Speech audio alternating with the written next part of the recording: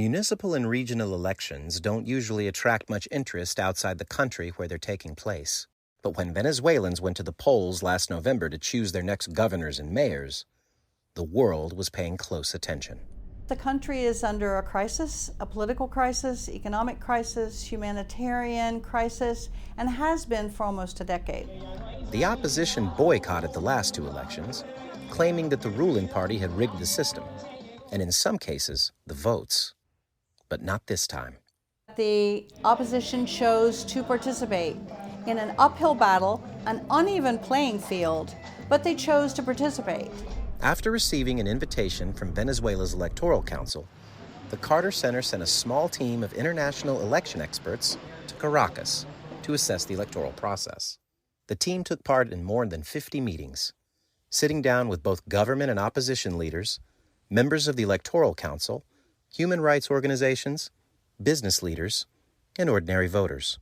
Though the team was too small to assess voting and counting processes, they did spend Election Day visiting polling stations to continue learning about the process.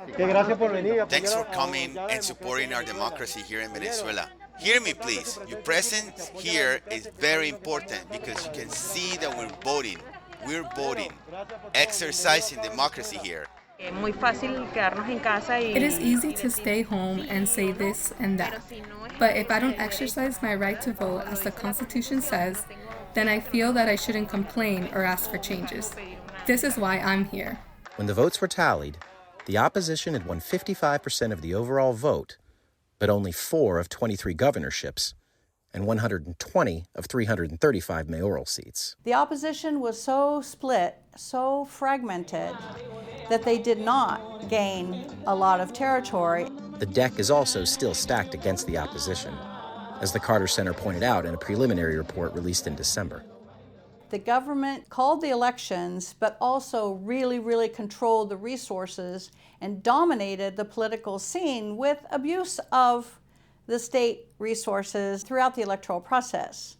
But people inside and outside the country say these elections could serve as a catalyst for change. It's very important to note that even though these were regional and municipal elections, that a struggling Venezuelan population decided to go to the polls.